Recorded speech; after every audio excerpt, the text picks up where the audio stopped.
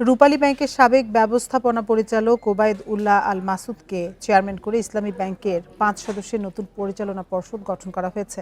বৃহস্পতিবার বাংলাদেশ ব্যাংকের governor doctor Ahsan H Mansur নতুন পর্ষদের অনুমোদন দেন।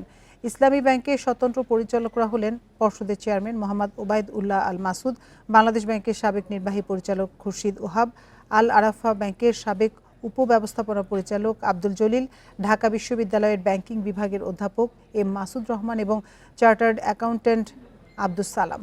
গতকাল সংবাদ সম্মেলনে ইসলামী ব্যাংকের আগের পরিচালনা পর্ষদ ভেঙে দেওয়ার ঘোষণা দেন গভর্নর।